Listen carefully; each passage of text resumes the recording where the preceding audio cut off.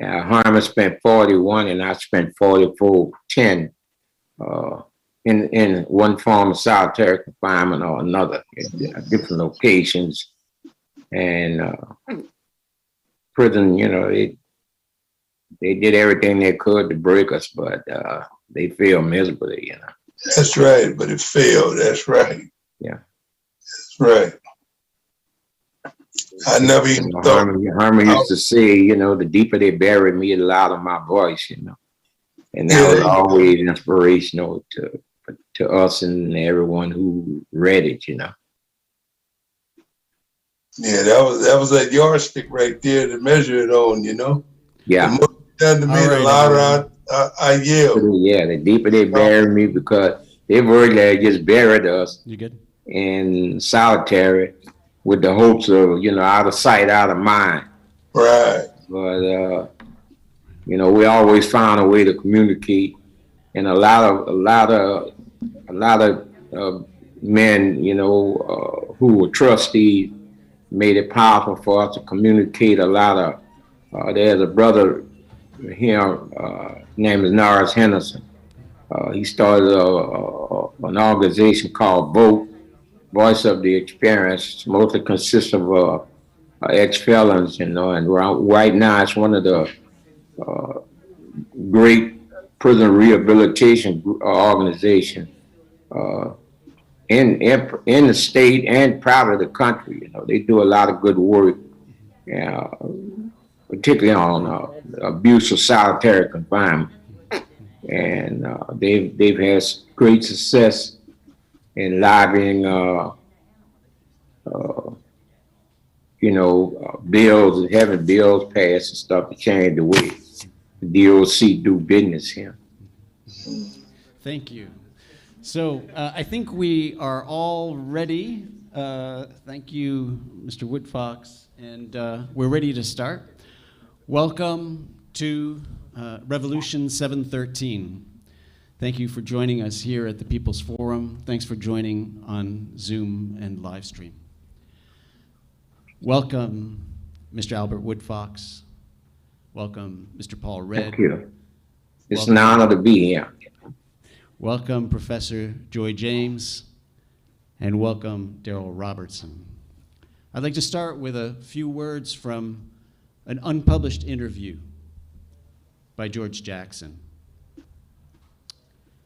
He said, "I would be sitting in a special locked isolation cell, sometimes even with the lock welded shut, and there would be no one to talk to, just the sound of screaming voices. And because there's no human contact, you depend on books. No contact with people, special lock welded on the door, nobody around. I'm strictly by myself. Oh, the only friend I have was a book. Sometimes I'd find myself talking out loud to the author. I'd sort of wake myself up and I'd hear myself talking to this other person. I guess it was like some kind of wish fulfillment. When I'm asleep at night, I still find myself talking to those guys. Those guys, Jackson would list them: Marx, Mao, the Black Panthers, Kwame Nkrumah, Lumumba.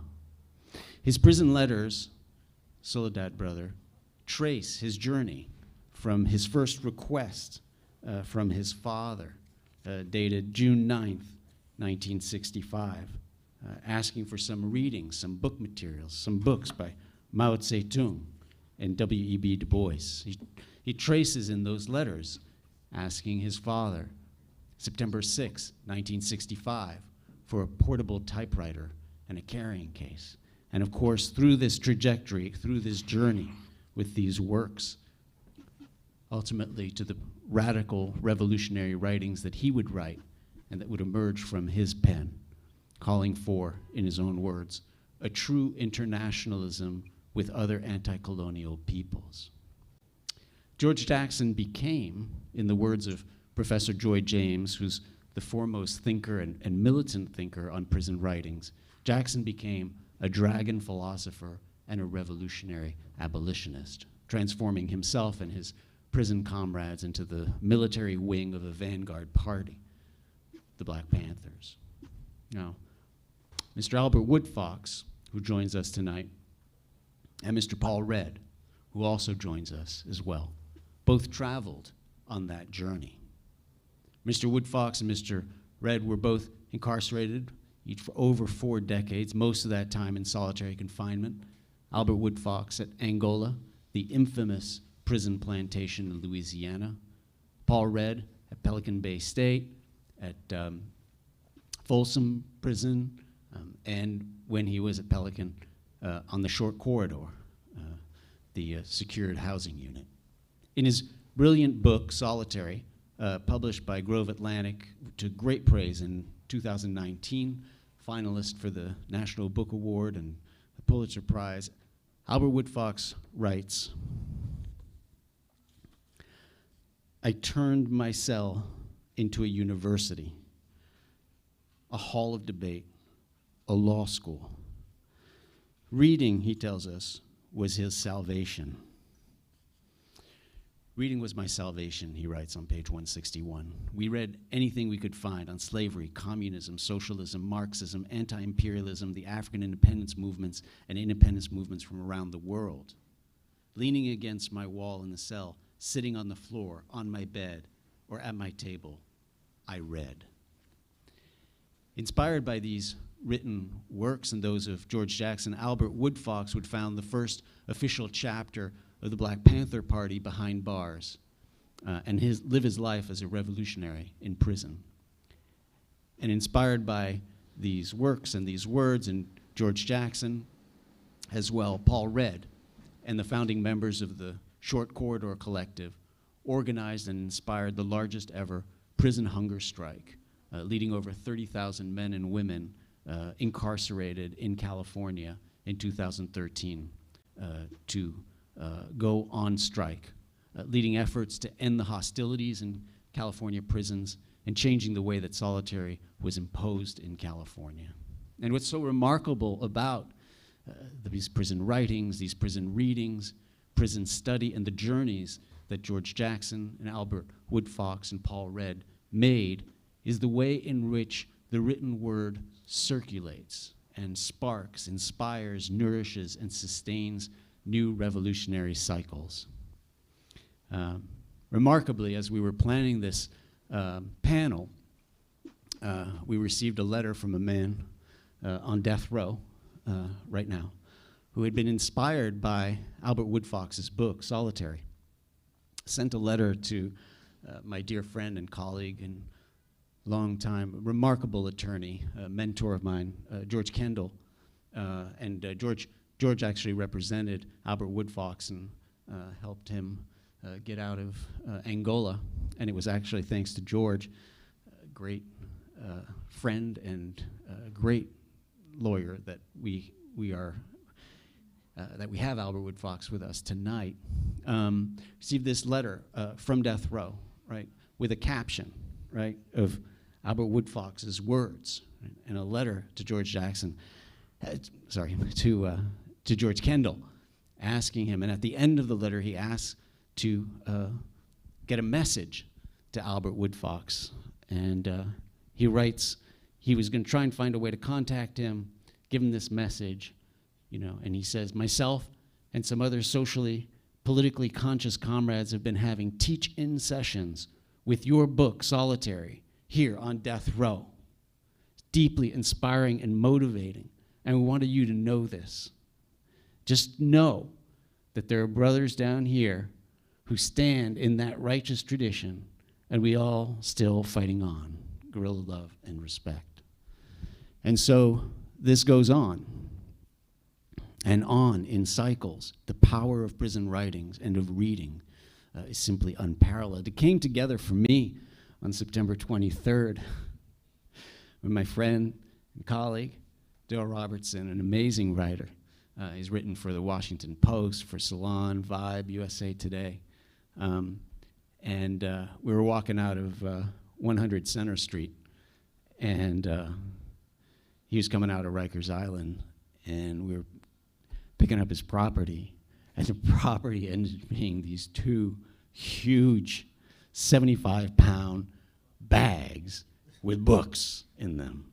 And let me tell you, they were heavy. There wasn't anything else. There wasn't any other property. Darryl didn't have any other property. It was just these books. And it really kind of smacked me in the face. We need to study. We need to discuss prison writings. And what was one of the amazing things was the way in which you were continued with your writing while you were at Rikers, writing with those stubby little pencils, but finding a way actually to meet your deadlines and get your work done to USA Today. It's totally remarkable. So that's what we're here to do tonight. Talk about prison writing, prison writers, about study in prison and the effects that it has. And we've discussed prison writings in this 1313 already. We had a session on Antonio Gramsci's prison notebooks, right? Although we didn't look at it from that perspective. Previously, we've discussed Angela Davis's letter from Marin County Jail and Gandhi's work on Satyagraha, et cetera. And there are some in the room actually who are working on a project, which is a literary magazine, That Which Remains. We have some undergraduates who are working on that here. And that is publishing the work. But the opportunity now is to really delve into it. And I couldn't be more humbled and honored to be accompanied for this discussion by Albert Woodfox and Paul Redd, Professor Joy James, and Darryl Robertson. Let me just say a few words. I've already introduced them in a way through the introduction, but still, let me just say a few words, then I'm going to ask them to give some remarks and reflections on these questions. Of course, Albert Woodfox, you know, author of the book Solitary, member of the Angola Three. He was released in 2016 after having served over 4 decades, predominantly all in solitary, having been falsely accused of a killing. The book's gone on to be the finalist for a number of prizes, and he's joining us this evening from New Orleans, so we're really thrilled that you could join us, Mr. Woodfox. Paul Redd is joining us from Oakland, California.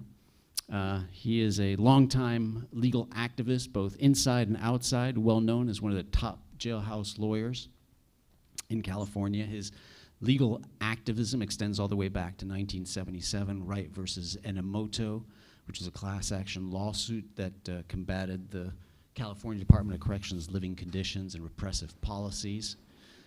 Actually, in retaliation for that, he was sent to Folsom State Prison.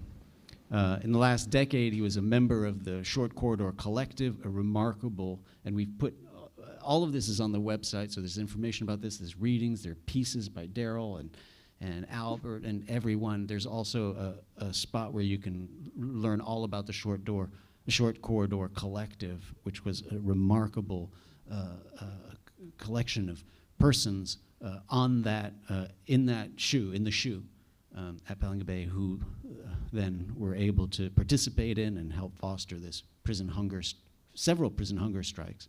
And also, Paul Redd was one of the 16 representatives to sign the end of hostilities agreements. And of course, he remains committed to getting those released he left behind in prison, currently working to train law students, other attorneys on how to best assist those who are still behind bars.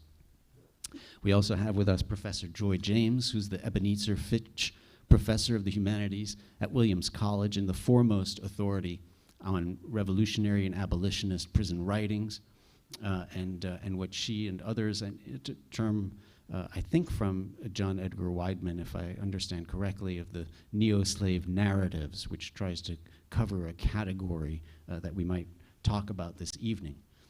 Professor James is the author of Shadowboxing, Representations of Black Feminist Politics, of Transcending the Talented 10th Black Leaders and American Intellectuals, and Resisting State Violence, a really important book, which I think many of you have read, Radicalism, Gender, and Race in the U.S. There's many edited books, and of course, one is on our reading list tonight, The New Abolitionists, Neo-Slave Narratives in Contemporary Prison Writings. And she joins us this evening from Williams College. And in the room, we have with us Darryl Robertson, who is a Harlem-based writer, a friend.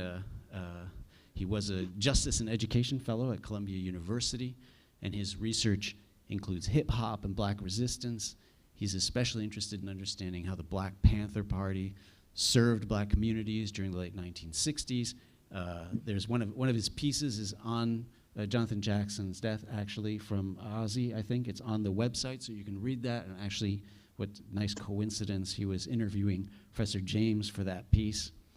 He's also got a lot of other published articles, Salon Magazine, USA Today, Washington Post, and Vibe, and more. So let me, so it's a remarkable and humbling panel to have with us to discuss what I think is one of the most important topics of our time. I thought we could start with Albert Woodfox and your thoughts. There's a piece on the blog that Albert Woodfox wrote and contributed for us, which I hope you've all read. But let me turn it now to you, Albert, if you would like to make some opening thoughts. Well, thank you. Thank you for having me. It's an honor to be on such a distinguished panel. When I joined the Black Panther Party, my first intimate contact with the party was in New York. I had escaped. I had been sentenced. I was 22 years old. I had been sentenced to a 50-year prison term for armed robbery. Naturally, at that time, I couldn't even fathom doing that 50 years. And so I said, immediately, do what all slaves do. You start plotting, you escape. And eventually I was successful. And there were some stops along the way, but eventually I wound up in Harlem, because I was familiar with Harlem from the days when I was a petty criminal. And but it was a different Harlem at the time, and the Panthers was actively working in Harlem and working amongst the people, working for the people. And at that time, I didn't have a strong sense of self-worth. I was in my very emphasis stage of, rebelling, and eventually I was arrested on a trumped-up charge, which I was found not guilty at trial, and extradited back to New Orleans, Louisiana, where I was, born and raised,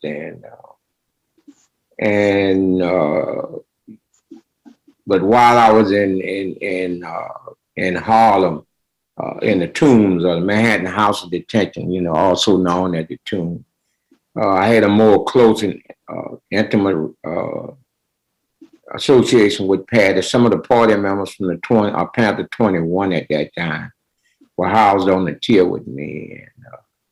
And a young brother named Alfred Kane, who was no longer with us, was, I guess you can use the term, in a leadership position at the time. And they immediately, usually when you're in prison, you see guys come in, especially African Americans, and, they become victims or they become predators. It's a law of survival, they say either you the wolf or you the sheep, And this is the first time that I had seen Black men come into a prison and not try to exploit other Black men, but reach out to them to form some kind of a bond, And at the time, I was listening to what they were saying, but I really wasn't hearing it. Until I read a book, a brother came now from upstate New York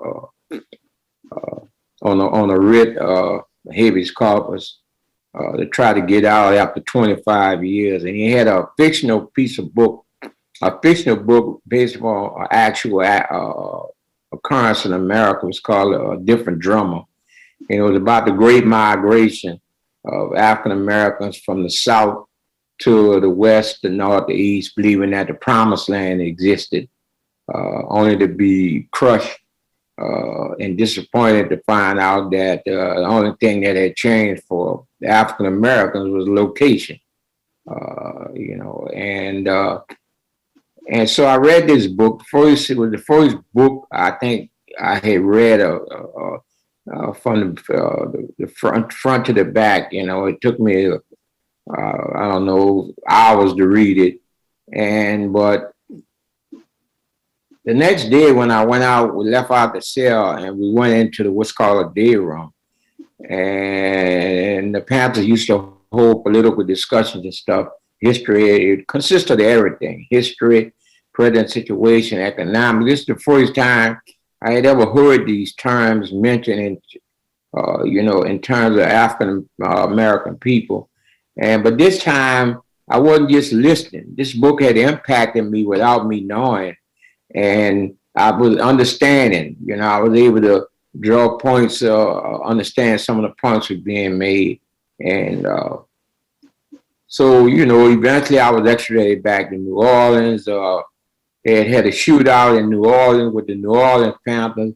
And because I had become their term a ringleader in the uprisings in the prison system, I was placed on a tier with 12 members of the Black Panther Party. And it was there that, you know, I really became immersed in philosophy and the belief of the party. And I never in my wildest dream that I, you know, thought that I would become a member of the party. You know, people in prison were the forgotten ones.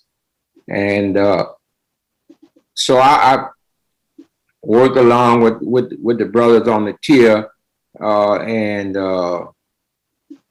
you know, eventually the brother that was in leadership position sat down and talked to me one day about my potential and stuff. And it felt so strange, someone talking to me about leadership abilities and potential and stuff. You know, yeah, you gotta remember, I'm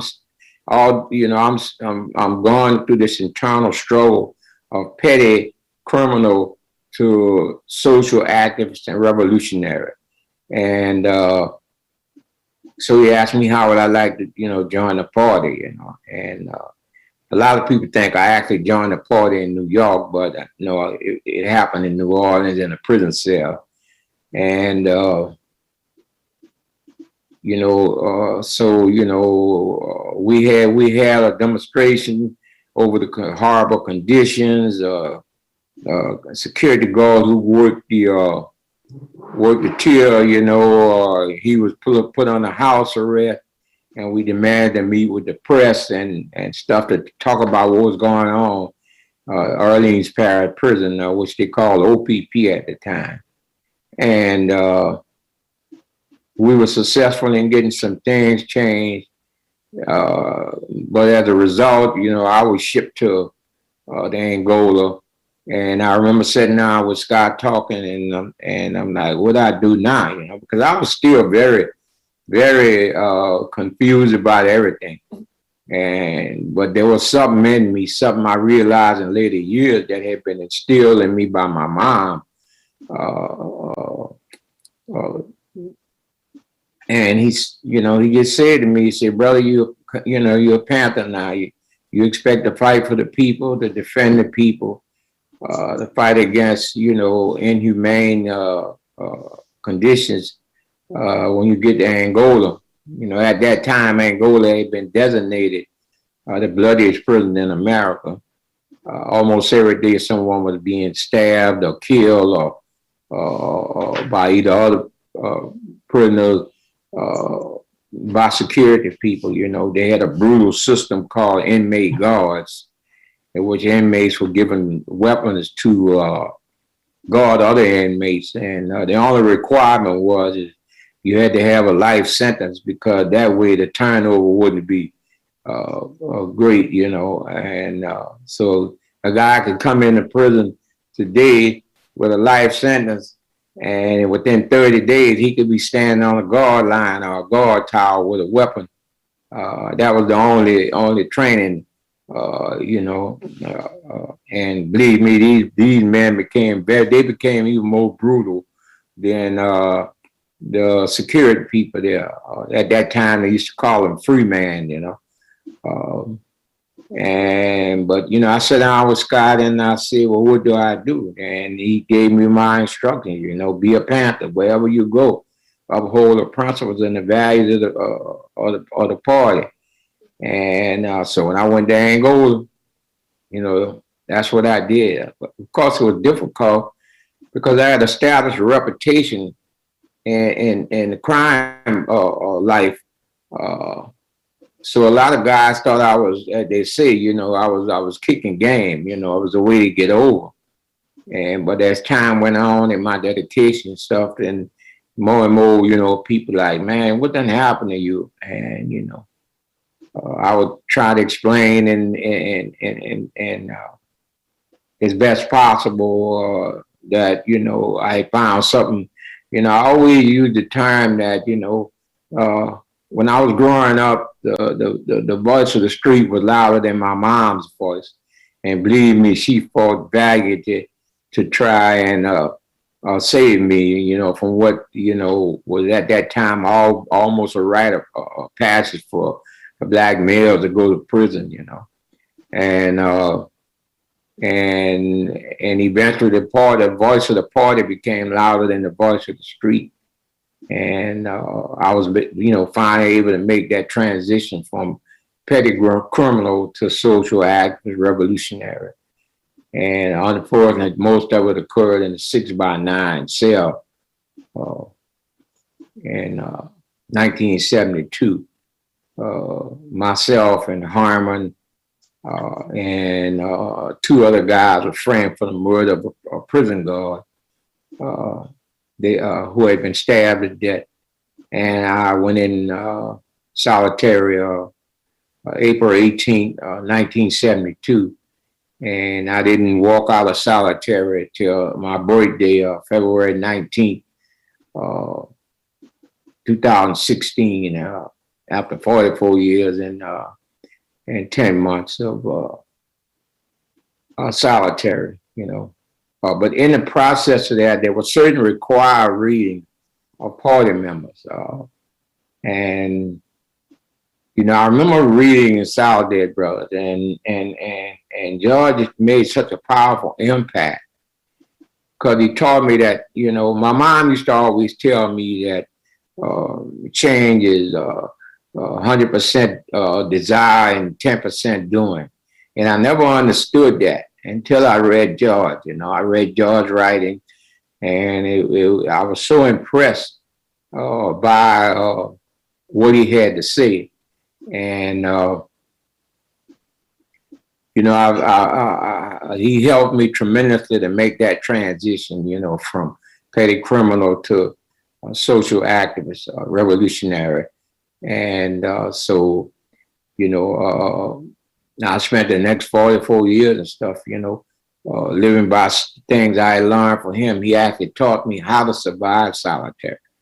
And one of the reasons was, he taught me about discipline. He taught me about dedication. He taught me about loyalty, things, but it's crazy. Like when I was going through this period, I kept saying to myself, this voice in my head kept saying, I done heard this before. I done read this before, and eventually I reached a point in my life where I'm like, my mom used to tell me this, or my mom used to try to tell me this. And, I could have kicked myself for, not truly seeing her, and as I've said before, imagine, my imagination when I realized that my mom was the first Harriet Tubman that I knew personally. She had the spirit and the dedication, the loyalty to although it was to our family. She set such a wonderful example that I was able to draw on in hindsight. And As far as eventually I read George's Blood in My Eyes, and I was so impressed because there's a map he had laid out for social struggle in this country.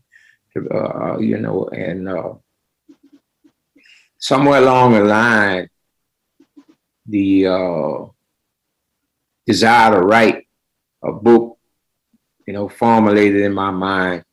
And but the thing about it is, I didn't want to start writing the book while I was in prison, because for some abstract way, it was like I was giving up. I was accepting that I would never go free. So I put off writing the book. I took a lot of notes and impressions of individuals and day-to-day things that went on, the brutality of solitary, and eventually, I was released, and I decided to write the book. And when I first started, I started out by myself, and I realized that I couldn't write the book by myself because I had so much pain in my life, and I'd been a victim of so much brutality and stuff. I couldn't focus without going through this internal struggle, this internal pain. And so Les, who's now my fiance, at the time, she came into my life as a journalist, reading about our case and stuff. And her impact is felt throughout the book, because it was my life, it was my story, my experiences. But she was the one that helped me, kept me focused, made it possible for me to get through some of the most painful periods of my life. And it's funny, even now, I don't know if it's a humbleness that I learned from other great men in my reading, but when I wrote this book, it was more not to be set an example or to read to inspire other people, but I just felt that though someone had to know what were the horrors of solitary confinement, what was going on. And at that time, the bureaucrats were famous for saying "in the people's name." And, I'm like, the people can't know what's going on here. They can't know about the beatings and the brutality, the gassing, the suicides, the fighting for humanity, the fight for dignity, and so eventually I was released, as I said, on my birthday in 2019, and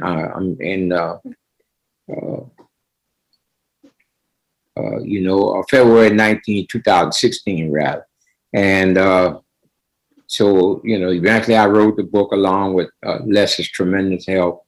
And even now, I'm still amazed at the reaction to the book. I'm both honored and humble.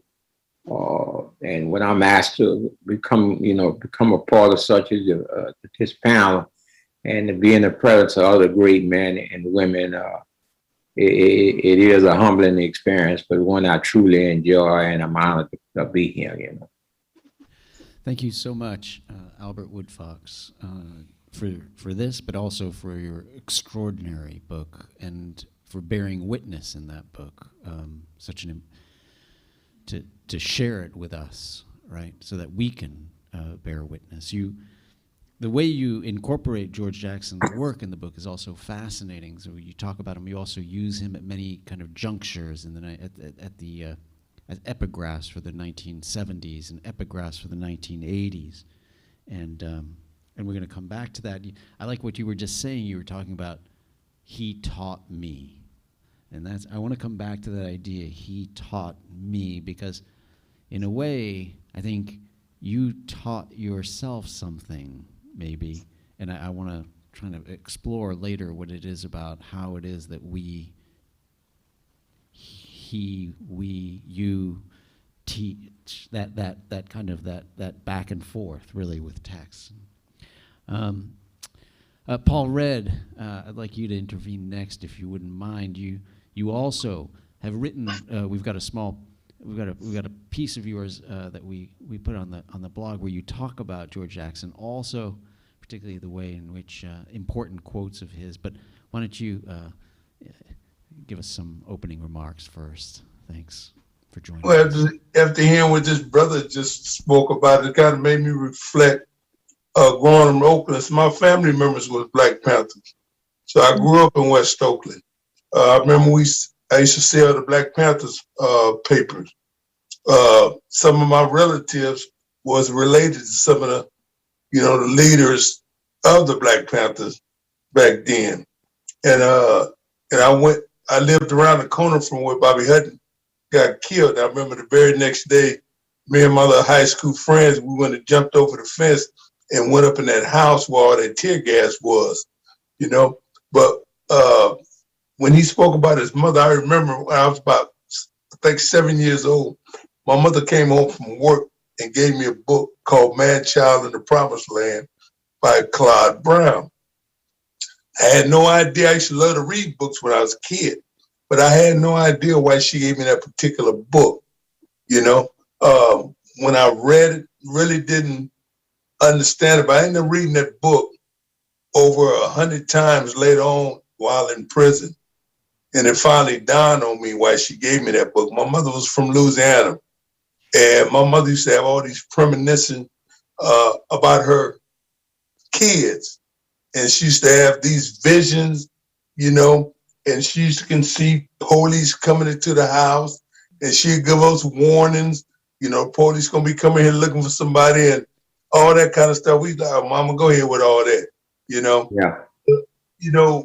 As you get a little older and you start to get a little more wiser, and my wiseness came about when I got in prison. I never knew what racism was until I got to prison. Because, like I said, I lived in West Oakland. I went to the so-called tough love elementary and junior high school, which we had white teachers there. And I never associated that with racism, none of it until I came to prison. I actually seen it, through the administration, through the correctional officers, etc., And when I came to prison, I met a lot of brothers who was reading George, reading Mao Zedong, reading Linus and different things. And these brothers used to say, brother, what you need to start doing, you need to start reading more about your history, your culture, start learning more about where your place will be in history, And as I started reading a lot of that stuff, I guess that's where my fight started coming about, because I used to see how a lot of brothers used to get mistreated, getting denied their rights. So I decided to start picking up some of them little law books. And as I was reading them law books, I tried to find ways to help these guys file 602 appeals, to right certain grievances. And, that's where my commitment came about. And then I started getting involved with some of the major lawsuit cases as a class member. And I used to piss off the administration for being involved in that kind of stuff. And that gave me joy, because if I made them mad, that meant I was doing something right, So I kept on pursuing that issue. And as a result, they retaliated against me, put them labels on me to keep me in the hole. They put these gang labels on people to justify keep you in the hole. They're transferred to different prisons to keep you locked up in the hole. But like I say, I welcome all that. And eventually, I was put in the hole in 1977. And it was funny because when I was put in the hole, like I said, I was the beginning of the right versus motive. At that time, they didn't have what they call 114Ds, lockup orders to tell you what you've been in the hole for. So when I was been in the hole, I went to a committee. They locked up 8 other people with me. And when they locked me up, said, Mr. Red, you know, you're involved in the conspiracy to assault and kill staff. You and 8 other people. The next week, the other 8 was released from the SHU, except me, you know. So they said, we're going to send you out to this yard and we're going to observe you for 90 days. We bring you back to committee. Now, this yard, prison officials used to label this yard. So they would label the yard BGF, NFs, and stuff like that. On the yard you can go to. They would label this. So you go out on the yard, you play handball, lift weights, basketball, you go back to committee 90 days later, oh, we seen you was observed talking to so-and-so, so-and-so, therefore you must be associate or a member of this organization, therefore we're going to keep you indeterminate in the SHU, you know? I said, wow. Well, it took almost, 15 years later, or close to 20 years later, for another administration in Corcoran to find out all these years I had been an indeterminate was in violation of my due process because nobody never provided me with 1030 forms telling me what I was in the hole for, you know? So again, you know, I started learning how the system really didn't care about us. They was retaliating against us because of the way we was thinking, the way we chose to stand up against things. I remember doing the parole boards. Certain guards would go in your cell and write down all the books that you read, and then go to the parole board and show the parole board the list of books that you was reading. And the parole board, you know, would call you a militant and use that to deny you parole. If you was too big from lifting iron, you was a threat to the administration. Therefore, they would use that to deny you, you know? So over the years, you know, I got a good taste of how the system was trying to play us against each other.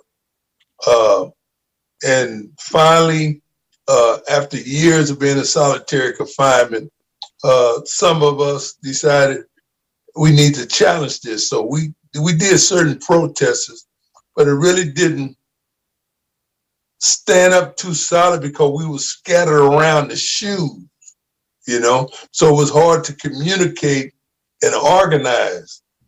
But then, you know, politicians decided they wanted to spend all this new money on the Supermax prison, and they created Pelican Bay, which was supposed to have been a top secret. And Pelican Bay was designed to keep the so-called hardcore prisoners who had a lot of influence locked down 24/7. You know, when you're in a cell, you're only going to the yard by yourself. If you got a cellar, you guys go to the yard by yourself, you know, and they broke it down to little pods, 8-man pods. So as that was going about, we tried to put some hunger strikes together, but they weren't really successful. Then prison officials decided in the early 2000, they decided they wanted to put us all in. First, they wanted to take our TVs. So one of the guards came by my cell and said, "Hey, Red, you know, Sacramento's talking about taking all you guys' TV." I said, "Well, you can unplug mine right now then." He said, "Why you want us to take your TV?" "Well, if I ain't got no idiot box to look at, then I can focus more on you guys." You know what I'm saying? So, you know, the CPOA took that back to Sacramento and said, "Hey, leave these guys' TVs alone," you know? So then they came and said, "Well, you know, they finna move you guys to the short quarter." I said, "Okay," I was in C facility at that time. So they said, "You know, you one of the first ones finna go to the short quarter." I said, "Well, let me pack my property." "Oh, we'll pack it up. We'll move it all around there where you're going, you know?" So I ended up going to the short quarter. and a lot of other people started coming to the Harcourt. And in D1, the four main reps started talking about this hunger strike from Bobby Sands in Ireland. And from that was starting to grow where we're going to do a hunger strike. And the word started spreading around in that Harcourt. And we actually did that first hunger strike in July of 2011, which was 6,600 prisoners that joined us. Then we did the second one, was 2012, which 12,000 prisoners joined us. And then we did the third one, 2014, which 30,000 California prisoners and people around the country joined us.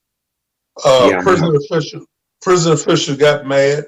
They start, us main reps, they start putting us in isolation before the hunger strike even started. You know, they'd move us over there with no property, nothing. And then they put these big old water holes all in front of our door, you know, like we can slide food. What food? You guys didn't bring no food with us. So we had no food to slide. So when that was going on, prison officials then was getting embarrassed. So what they did was, and it was funny because they started putting the bogus rumor out that our attorneys and them was passing this information about the hunger strike, which was ludicrous. So wait a minute. The attorneys didn't have to pass nothing. These bright, intelligent prison officials put us all in one corner together where we can talk through the toilets, we can talk over the walls, we can talk through the door, we can slide little kites through the crack of the wall. It had nothing to do with an attorney. You know what I'm saying? So they was upset at that, you know, until they finally realized they made the mistake by overthinking how they can put us all together. They should have kept us like we was before, all scattered around their entire shoe when them hunger strikes was unsuccessful, you know. But again, we all knew, being in that Harcourt, the only way to be successful at bringing down the administration was through unity. So we did that in the hostility where 16 of us signed that. And we was able to get the word out to youth facilities, county jails, other prisoners, letting people know, hey man, let's come together. Stop allowing IGI, prison administration, guards and them to play us against each other. When doors open, don't respond. You shake your neighbor's hand if they open it with another race and go on back in your cell. You know, so once we started doing that, then a lot of, you know, the guards, the racist guards who was trying everything they could to break this strike, and they see it wasn't working. And we was able to get a lot of more support from people, because what we did, we had the 5 core demands, but we also, in our writings, we was putting things together for general population. So we identified some of the problems that was going on in general population, and told prisoners, if you guys having these kind of problems, you guys need to join up and participate in the hunger strike and get you guys problems corrected as well. And people start realizing that. And that brought about that big old change where the yards started getting unified as well. Because, you know, I wrote a poem, actually I wrote a poem called What Do You See? And I had put it in Pelican Bay Express back in, I think it was 91, might have been 91. And when I kind of echoed George Jackson's words, settle your quarrels, come together. You know what I'm saying? So when I put that in the writing that was telling people, George said this years ago, you know, we can win if we can come together, you know. So we put that back and started talking about that during the in the hostility, you know, settle your quarrels, come together, you know, stop allowing prison officials to play us against each other. And once we do this, then you got that unity. And you can't break unity, you know. And we proved that when 30,000 prisoners joined us, because then the administration realized these guys are serious. They got people listening now, you know. And so that unity changed the policy. I'm one of the plaintiffs in the Asher's lawsuit. And we just recently just got another win, expansion of monitoring that case there. But even that the Asher case, we fought hard, trying to prove our case, and we did prove it. Prison administration, they played dirty, they fabricated things, they manufactured confidential information. The parole board would use confidential information to deny you, you know. And they would come out with all the little tricks they could. But one thing always stood up, that power of unity. You know, unity breaks it all. And it solidified and brings it all together, you know. And, you know, like I said, listen to Brother Al, you know, and like I said, it brought back a lot of love memories growing up, what he was saying, and even inside the prison system. I went to the parole board 14 times and got denied 14 times. And that the last time was in 2018. And one of the board members, at that time, I didn't know, our mediation team in the class action Asher case, she had went public and told the board commission, went public, said anybody who participated in the hunger strike, I wasn't going to find them suitable parole. Well, I didn't know that was her that was sitting in front of me at that time. So she ended up finding me unsuitable and say, you know what, you'll be back in a year. When you come back in a year, they're going to find you suitable. What I didn't know was the next day she was retiring. Our mediation team put enough pressure in Sacramento with them senators, but they wouldn't confirm her for the next commission. So she retired the very next day. And then the very shortly after that, my attorney, who had been working on my case, him and his wife for years, flew down to see me. And when he saw me, he said, I'm gonna go to the San Francisco Public Defender's Office and see if I can get them to take you to a Franklin hearing, because you should have got found suitable at that last hearing. Well, when he went to see them, one of the ladies there, Danielle Harris, had told him they wasn't going to take my case on that Franklin hearing. So he came back kind of upset. I was upset too, because I knew the Franklin actually did benefit me. Well, she came to visit me 2 days after that. She said, I got good news, I got bad news. Which one you want first? I said, well, I'm used to the bad news, so give it to me. So she said, well, the bad news, we're not going to take you to the Franklin hearing, but we feel that you've been in prison far too long. Chester Bodine, the district attorney in San Francisco, we're going to file an 1170 motion and ask him to recall your sentence. And they put the paperwork in. Chester Bodine's office wrote the judge for a court hearing. And next thing I know, I went to a court hearing.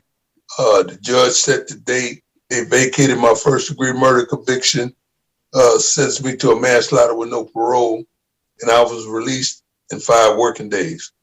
You know, so, and since I've been out, I've been committed to helping other formerly incarcerated to get out, and those who still behind to get out as well.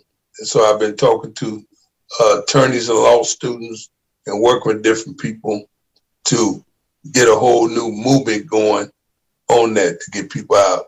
Because one thing we know is that the system treats us unfairly all around the table.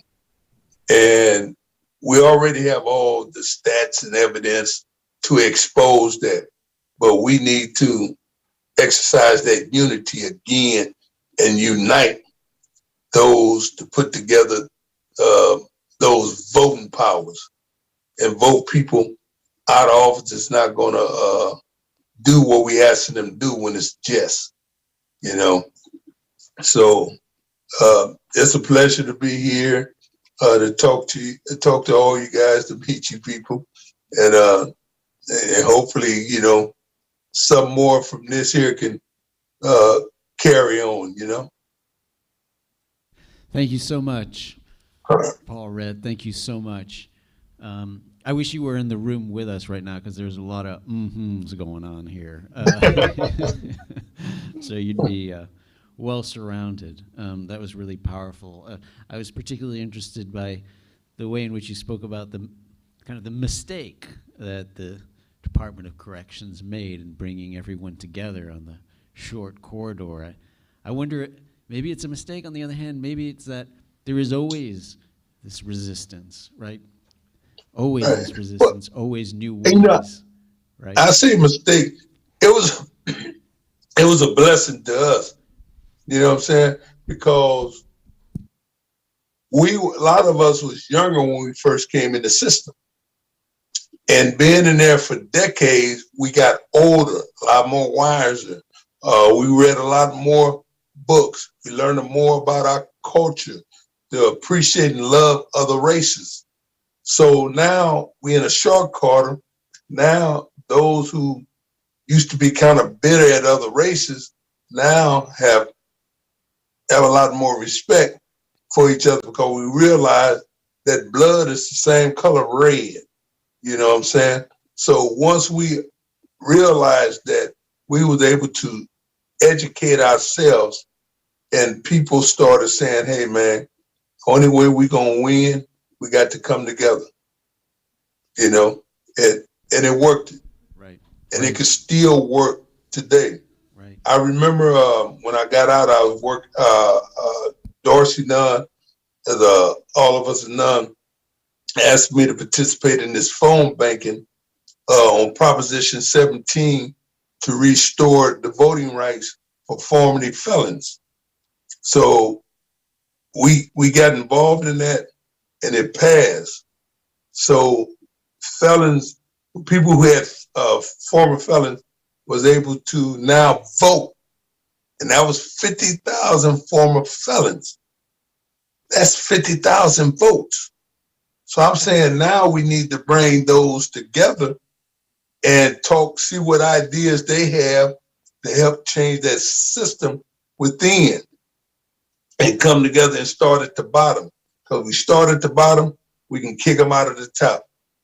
You know, and it's just doing that. They said, well, Mr. Rage, you know, people gonna be mad at you because you're out. I said, well, they was mad at me when I was in. You know, now I know where they buried all their little bodies at. So they're gonna really be mad now. But what else can they do to me? You know, they shot at me inside the prison and done everything, and I survived it. You know, and I'm gonna survive this and hopefully get some more changes going. Indeed, you survived, and it's so moving to have you with us here. And later on, you too are an author, and we were talking last week, and you were reading some of your poetry for us, and so I hope that maybe that's where we're going to close later on. I asked you to have your book of poetry close by, so maybe that we're at the end of the seminar we'll close. On these questions of resistance, that's something that Professor Joy James has been writing about so powerfully, the different ways in which there are different forms of resistance, from more revolutionary to more, and to the abolitionist, and the relationship between the two. So it's a real honor and pleasure to have you with us, Professor James. And let me ask you to make some opening remarks as well. Sure. First, I want to thank Albert Woodfox and Paul Red. It's just, you're like the living word. And I'm so grateful for the decades of contributions that you've made. And when you were speaking, I was thinking, of course, about George Jackson, because it's sort of the nexus here, which brings us all together. And I've always thought of him as enslaved, but a rebel, a theorist, a strategist, and someone wrapped in agape, revolutionary love shaped by political will. And, as both of you spoke, I kept seeing all those aspects of your dynamic personalities, but also, how this suffering became transformative for you. I mean, you were able to give from a zone of suffering and also a predatory zone. And so it's an incredible living model, that we all need to study and then see what our relationships might be. So for me, briefly as an academic, right, that's like my day job. But I was introduced to George Jackson largely through Panthers, or people who had organized right in California. So I remember when Darryl bin Wahad got out, because you mentioned being in New York City, right in the Harlem Panthers, and he came to speak at UMass Amherst, and that was my first job. I was in women's studies, and it seemed like odd for women's studies to understand why we were going to help sponsor this, but the way he shared what it was like in the 19 years, the way he shared, again, strategy, analysis, and history. It's like there's no way that we understand, or that I can understand, to teach or write without the history being made clear, and also it being living history, not just sort of content or data that you extract and that you write up. And then later I went to California and I had a postdoc. So I was at History of Consciousness. I chose to take it to work with Professor Davis for a while. And while in California, I was in someone's home and I saw a 6-foot poster of George Jackson, on the wall. I had no idea who it was, but it's that poster where he's shackled, right? And he's on his way to court or coming out of court. But you can see in his countenance, in his face, he's never defeated. I think he wrote something that he would not be a broken Black man, or something to that effect, right? And so I asked, who is this? Because it's an introduction, by a visual, but also, again, it's an imprint that stays in your mind. I think as a culture, as a people who've been preyed upon for centuries, and I heard that when you were talking about your mothers and your families, about your comrades, about people who you loved and people who loved you, we read reality through all these different levels, right? From the spirit, from the material, from the desire. And so it's just the imprint that led me to ask, who is this? And then to be told. And then this becomes the cover of an anthology, which actually is my favorite of all I think I've done 4 or 5, anthologies on incarceration, but imprisoned intellectuals. So that photo of George is on the cover of the book. And his spirit, his tenacity, his love, his rebellion, his strategies, his theory, his fearlessness, and also his militaristic presentation, right, is part of the learning cycle. And, to go back to what Bernard was saying, I think it's difficult in the academy, that's where I'm based, right? That's, quote, my industry. It's difficult to have that much courage, even if it's just about the text, I don't even have the words for it. You have the words for it, right? So I'm going to try. To sit in a classroom and to be able to read and not be a consumer, but to decide to be an ally, right?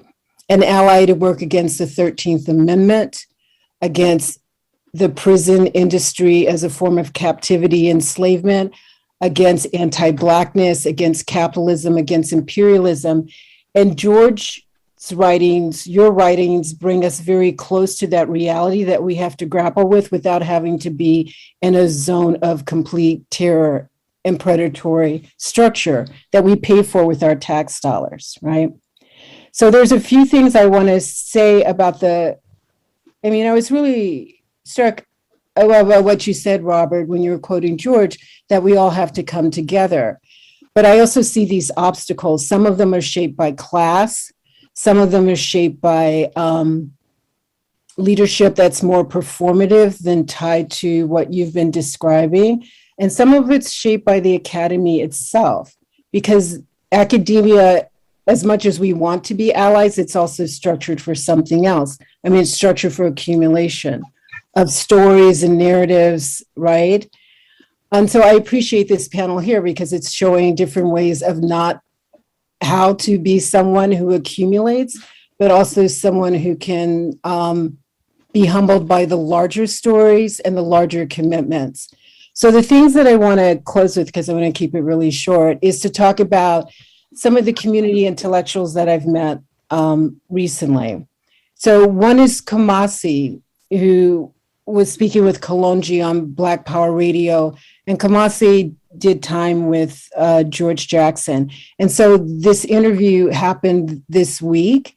And if you want to go to Black Power Radio BPM, you'll find this like brilliant hour-long discussion about someone who worked with George and who had gone, as George had, from different prisons to different prisons because their organizing was seen as a threat. And also how people attempted to, quote, follow the rules, right? But to know that all the rules are in opposition to freedom and to dignity and honor. So at some point, the rules become, there's no logic to them other than the logic to break people, right? And to dismember Black agency and the agency of all people around human rights, around solidarity, and around freedom. So there are other people that I've learned from, and I'm thinking of Jericho. Bernard mentioned that I'd referenced John Eggert Weidman in terms of the neo-slave narratives as a concept. But actually, if I remember correctly, because the writings have happened over like the last 20 years or so in terms of the anthologies, that writing would have been from John Eggert Weidman, would have come from his introduction to Mumia Abu-Jamal's Live from Death Row, right? And so again, there's a connection with the leadership, the intellectualism of the captive, right? But there also has to be a willingness to engage in the politics that both of you are representing, like the legal strategy, the political strategy, and just the determination to stay true to a particular political ethic. So when I think of John Eggert Weidman's writings, right? And I learned from writing, but it's really like a unit like Jericho, which works with political prisoners, that meeting some people, writing to them when they're incarcerated, anthologizing them, interacting as best I can from, the zone that I'm in, which is not necessarily a terror zone, but it's a very corporate zone, right? It's that dynamic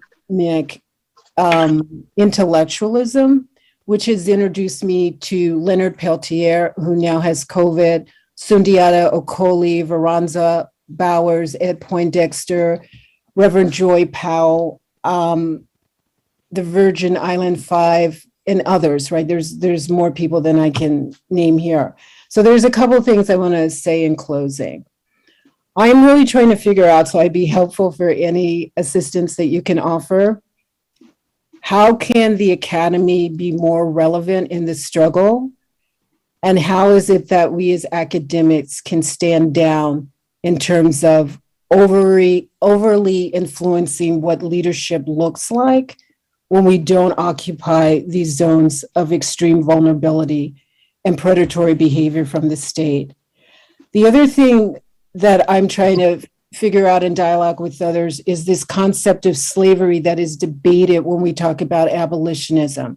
So when I think of Max Parthas or Marshall Eddie Conway interviewing him for the Real News Network a couple years ago about the abolition of the 13th Amendment, right? So they're doing a state-by-state referendum because the 13th Amendment you know, if you've been duly, that's air quotes, convicted of a crime, involuntary servitude or the slavery that you've been both talking about, right, is an imprint, you know, that tracks you and also attempts to break you.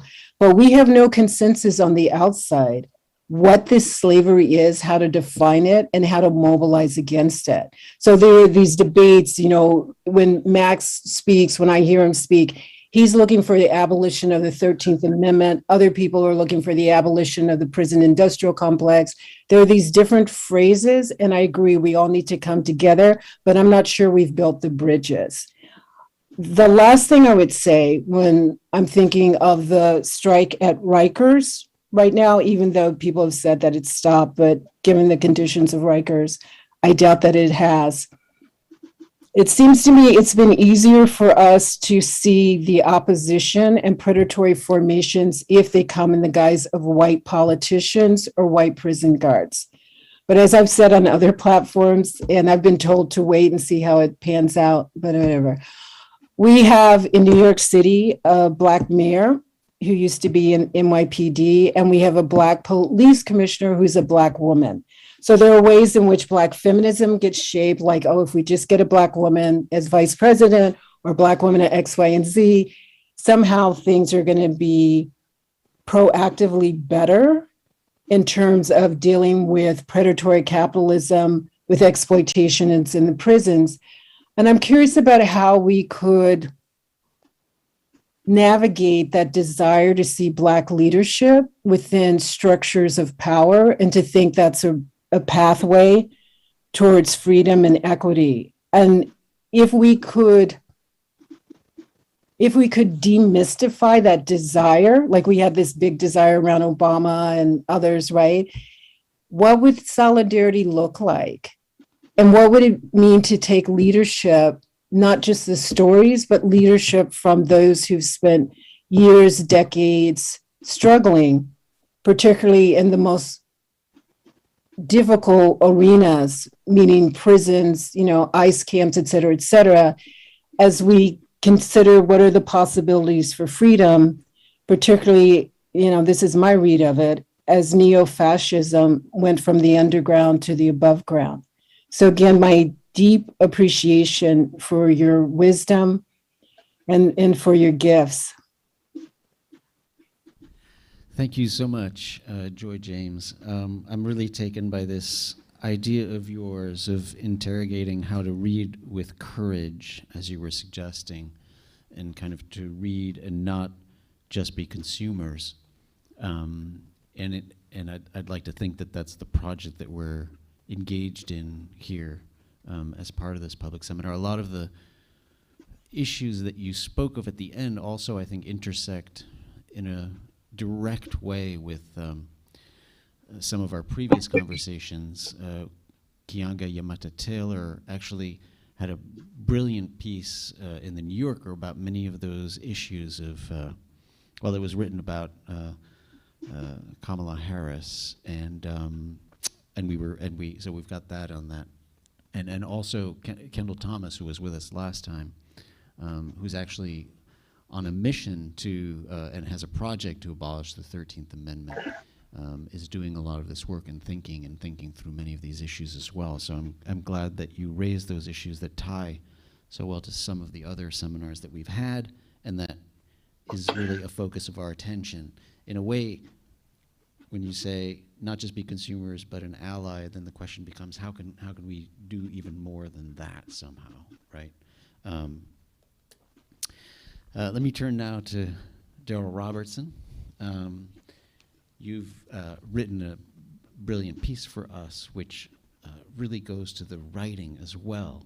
George Jackson's writings, the way you talk, that George Jackson writes with the tautness that I've always felt inside of my body. So there's a real connection here. And I'd like you to talk about that a little bit. Right, so, can everyone hear me?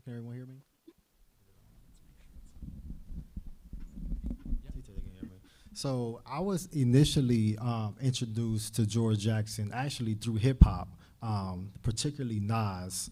I'm a real hip hop head. So hip hop was my classroom. I left school, I left high school, dropped out, and I was educated through hip hop, through the hip hop magazines, Vibe, Double XL, Source, King magazine. So Nas wrote a song called Testify. This song came out like 2006, 2007. And he dedicated this song to Jonathan and George Jackson. And throughout the song, Nas went on to critique the United States government through his lyrics. And I was always curious. At this time, also, I was very young. Like I said, I left school and I was selling drugs. I was a full-time drug dealer at the time. But the information that I picked up through the hip hop magazines and through hip hop sparked my curiosity. So when Nas would mention these thinkers, these revolutionaries, these writers and scholars through his music, like I would go buy books by these individuals or books written by these individuals. And some of the books that I wouldn't purchase because Nas mentioned them is Assata Shakur's autobiography, which Dr. Joy James wrote a really brilliant piece, Framing the Panther. If you haven't read it, I definitely encourage you to read it. I've bought Revolutionary Suicide because of Nas mentioned Huey P. Newton. I brought Seize the Time because Nas mentioned him. I brought W.B. Du Bois, Langston Hughes because of Nas said so. And of course, I bought Soledad Brother because when I heard the name George and Jonathan Jackson through his music, I wanted to find out who these men were. But I actually didn't read Soledad Brothers until I went to prison, which is like 2 or 3 years after this particular song came out. I went to Parchment, which is actually a plantation identical to Angola. That's the penitentiary I went to also at a young age. Yes, in Mississippi. So reading George Jackson, one of the first things that really stuck out to me reading George Jackson in Parchment is when he admitted to having these feelings for most of his life that he would one day go to prison. That stuck out to me because I also had those feelings from as long as I could remember. I just always knew I had this feeling that I would go to prison someday. Prison was always part of my life through my uncles, through all of my cousins, through all of like the guys in the neighborhood. And even me, I began going to juvenile jail at a very young age. The first time I ever went to jail, I was 10 years old. So prison, I was always directly impacted through prison. Me and my grandmother having to send money to my uncles in prison, going to see uncles in prison, and all of the big kids coming home from prison, the neighborhood. And back then, I never would have admitted to that. Like I always knew I would go to prison. So when I read, when reading Soledad Brothers, that he admitted that. Also, too, I should note that during this time, I was playing with the idea of becoming a writer. So when I read that, I was like, wow, like writing is a way for me to actually be honest about everything I've been through, about everything I've experienced, about the thoughts that I've had, the thoughts that I think are embarrassing. Like I can put this stuff out into the world through writing. So that was like the first thing from George Jackson that stood out to me. Another thing that stood out to me, well, when I think about George Jackson also, I'm reminded of this song from Jay-Z. It's called Can I Live? This is from Jay-Z's first album, Reasonable Doubt. And on the introduction to that song, Jay-Z says, we hustle out of a sense of hopelessness. And through that hopelessness, you see our desperation. We feel we have nothing to lose, so we offer you our lives. And that quote reminds me of George Jackson because the discipline that it takes to be in a situation, whether it's Parchment, Soledad, Angola, to going through the situations in prison, to have the discipline to constantly think and study and write and want to connect to something that you feel is bigger than you, it takes a lot of strength to do that. And as we know, especially from reading The Blood in My Eye, through his desperation, George Jackson made a conscious decision to be part of something that was bigger than him. So when I take all that together, and I'm playing with the idea of becoming a writer, like, wow, so not only can I tell the truth through writing like George Jackson, but here this man is basically served a life sentence for $70, and he was able to still find a way to be a part of something that's bigger than him. That's exactly what inspired me to write. But one thing I also learned through George Jackson is I'm still chasing the truth as a writer. Like, I'm still chasing the truth. So when we're out here looking for the truth, it's not something that you find. It's something that you have to constantly search for. And even as far as like freedom goes, when you're in those situations, you find these moments of relief through reading. You find these moments of release through resistance in prison. You find these moments of release through dialogue with your fellow inmates in prison. Those are moments of freedom that you find. But in the physical sense, even when you are released, at least in my case, you have this physical freedom from prison, but you also find too that you're still constricted by all these other factors that goes on. So between freedom, chasing the truth is something that is constantly ongoing, and you're constantly looking for new ways to explore the truth, to explore freedom, and to constantly find new ways to be part of things that are bigger than you. So keeping it brief, those are the main things that I learned from George Jackson. Thank you, Darryl. Thank you so much, and for your brilliant piece. I think maybe this is the perfect setting, maybe to turn back to Albert Woodfox and Paul Redd, maybe with the problematic that Joy James raises about the relationship to the academy, in a way, because that's really at the core of this Revolution 1313 series, right? Which is, do we return to the texts of essentially kind of academic critical thinkers, or do we turn to the texts of worldly revolutionary philosophers? I mean, and when you look at the influences that were important to George Jackson, that were important to Albert Woodfox, Paul Redd, they're listed, right? It's Marx, Lenin, Trotsky, Engels, Mao. That's George Jackson talking. I met them in prison. In prison, I met Mao, Marx, Engels, Zhou Enlai, Fidel, Che, George Jackson, Ho Chi Minh, Kwame Nkrumah, and especially Frantz Fanon. And so, I mean, in a way, that does raise a really important question as to what is the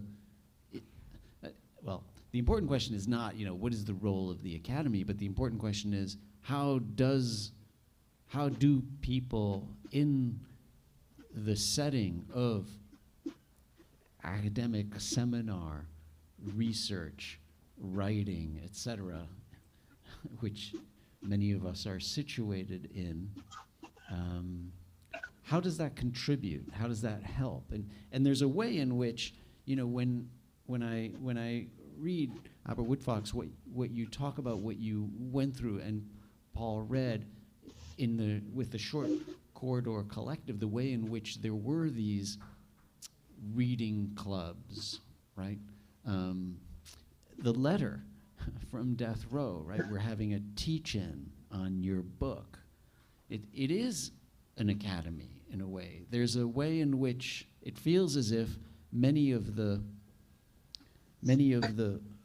important junctures that lead to praxis are forms of study that we're actually used to in the academy, but that are taking place in a it's the same thing taking place on the short corridor in isolation. So maybe back to you, Albert Woodfox. You've actually been talking a lot in at law schools, for instance, and at a lot of. I was noticing you've been giving a lot of interventions in what we would call classically the academy. So how do you feel about the relationship there, and in part picking up on the issues that Joy James was raising about how people in the academy can contribute? Albert, you want to jump in?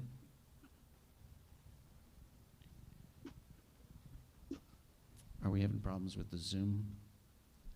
Or we got a small delay? Oh, we got to turn the mute button. Turn the mute button off. There we go. Okay. There we Can everyone hear? Yes, thanks. Oh. I still haven't got total control of technology yet, you know. You know me, I've always like read, you know, a lot of my we use the term raising the level of consciousness, you know, to the point where something you've been accepting all your life is no longer acceptable, you know, because your sense of self-worth, your humanity, your moral, whatever has been raised by, you know, people who, right, me, my book was written from experiences, you know, my experiences. Intellectuals, they write, and this is just, you know, my thing, they write from observation of other people's experiences. And they try to take that and put it in a format where they can pass those experiences on to other people.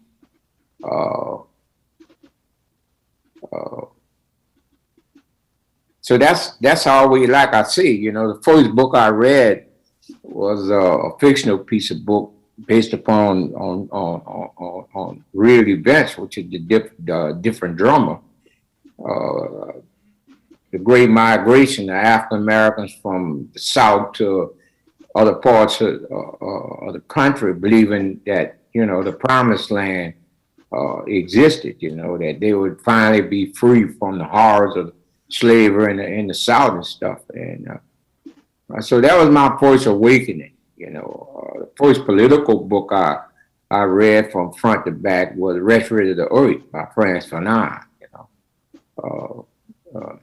From a different drummer, I learned that an individual, even though it might be his intention, can make a difference by the way he carries himself, the things he believes in, the things he's dedicated to. And so, you know, I remember, I think it was the Art of War of either Mao or the Red Book or something. They talk about having this pretty bow and arrow, you know, and you admire it and you hold it and you look at it, but it doesn't serve its purpose until it's shot. Otherwise, you know, you can have great ideas and all that, but if you don't put them into practice, then they remain great ideas, and that's it. You know, so I think you have to have this merging of intellectualism and objective reality, you know, finding a way to use the intellectual observation and come up with a way to put it into practice to cause change. At least that's been my experience, you know. Some of the, you know, it took me approximately 20-something years to become, you know, make that transition. It wasn't an overnight thing. It wasn't just joining the party. It was years and years and years of struggle, years and years of defeats, every once in a while a minor victory that drove me, you know. The strange thing about it, when we were put in solitary, in April 18th, 72, Harmon and I. And then a week or so later, Robert was brought to, Robert Hillary King was brought to Angola from New Orleans. Now, he was placed in solitary for an investigation for a crime that occurred when he wasn't even in the prison, you know. But he represented that threat because we all represented the threat in the fact that we went from intellectual theory to objective practice. You know, we took ideas and whatever that was inspired in us by the readings of intellectuals and tried to apply it to life. Of course, you know, they wasn't too happy with that. You know, the biggest thing, I think, with the prison, you know, systems, various systems at Angola is they couldn't break us. You know, Harmon did a beautiful poem in the book, Men of Steel. You know, how we had to project images physically that we really didn't feel intellectually. You know, I mean, we had to present ourselves as being, no matter you know what you do to us, you know, we gonna king. Robert has a saying: if someone throws lemons at you, make lemonade. You know, and that's what we did. As I say in the book, our cells were meant to be death chambers. We made a conscious intellectual decision to make them high schools, universities, debate halls, law clinics. You know, our initial struggles in CCR, which is closed cell restriction, solitary, was all physical. But from that experience, we realized, and from readings of other you know, men and women throughout history, we realized that our bodies just couldn't last, you know, just physically struggling. So we had to figure out another way to supplement that physical struggle, and it became the law. Problem is, we didn't know nothing about the law. We didn't even understand the law. So we had to start applying that, and because of some other great inmate prisoners, you know, there's always unsung heroes in social struggle, you know. And these guys made it possible for us to get books out the library and stuff, law cases, stuff that could have got them locked up. And we started applying ourselves. We started studying, and anybody that knows anything about the law, it can be as frustrating because you read a case where a judge is saying this, and then you read another case where a judge, so you have to understand the language of the court, you know, and you got to try to find little nuggets in these decisions. And that's what we did, you know. And so we became very good at filing. It's called 1983 civil rights suit on conditions and stuff like that, you know. And so, and when you know, when the administration or the security staff would force the issue, we would be physical because we didn't have time, you know, to sit down and figure out how we're going to file this lawsuit or whatever, you know. So it was a combination of both. I think, you know, intellectuals play a very important role in social evolution, you know, because they inspire people, they inspire ideas, they raise level of conscience, you know. I remember we did a 45-day hunger strike to get them to feed us in a humane way, to cut all the cell blocks didn't have food slots. So we used to put our food on the floor and slide it under the door, you know, and we used to accept that. But at some point in time, our level of conscience was raised through reading. This is inhumane. This is beneath me. This is beneath me as a human being to be fed like this. And so we demanded food slots be cut. And we went on a hunger strike for 45 days. And out of our concern for some of the guys on the till who were, you know, passing out and stuff from not having food, we decided we had to find a way to compromise. And so our compromise was we would eat if we could hold our tray and eat through the bars. And that's what we did. We didn't know it was going to be 18 months. but we ate through the bars for 18 months. And, and they say, the necessity is the mother of invention. Eventually somebody come up with the idea of make a little shelf on the cell door with string cardboard.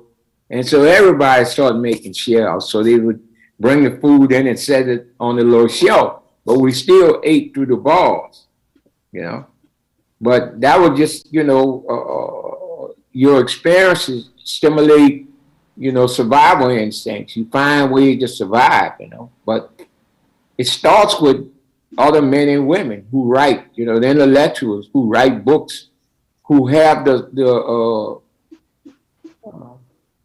the luxury of observing. They have the time, they can intellectualize, they can do studies and stuff, whereas, someone that's in that moment don't have that. It's more instinctive than intellectual. But if you don't have the intellectual to study these struggles and how they originated and what was the outcome, then you can't teach. And so for me, that's the connection between, intellectuals, some of the greatest intellectuals, throughout history, inspired me. Like I say, the first political book I ever read was a Wretched of the Earth, and I realized I began to understand what social revolution is and what what factors inspire people to rise up. That level of conscience by reading it raises that level of conscience to what is once acceptable becomes unacceptable. But the key is what you're going to do about it. All right, now So what you're going to do about it? I remember we fought the strip searches, and to me, I never thought about it. But reading history books on chattel slavery, and I realized they used to put my ancestors on slave blocks, and they did to them the same thing they were doing to us. Stripping us, making us spread our genitalia and making rude comments, racist comments and stuff, And I'm like, well, this had nothing to do with prison security, And Angola is a plantation, farmer plantation, and most of the people that work and run Angola, generation to generation are overseers, And so they pass down this thing, so they look at us as being subhuman. And so they still, the battle was, they want to treat us as modern day chattel slaves, as to us developing a level of consciousness, us developing a sense of self-worth, us developing how we going to be treated. We're not going to be treated the way you want to treat us. We're not going to see ourselves the way you see us. We're going to see ourselves the way we see ourselves, the intellect we have developed about what kind of human beings we're going to be. And there's always that contrast. I think there will be a need for struggle, whether it's intellectual, physical, natural. That is the thing. I consider myself to be a dialectic materialism. I believe that contradiction causes change. And once something that is useful at the moment becomes unuseful, then change must occur in order to move forward. And I think that is a battle that will always be fought amongst humanity. Thank you. Boy, also, that was a really great way of introducing what is typically an academic concept, right? Dialectical materialism, putting it in such great terms for us to think about it and use it. And so clearly there's this fluidity of the theoretical and the practical that's going on here that's really amazing. And the idea of raising consciousness, I think, is which you started with, I think, is probably the most important thread through this relationship between the theory and practices.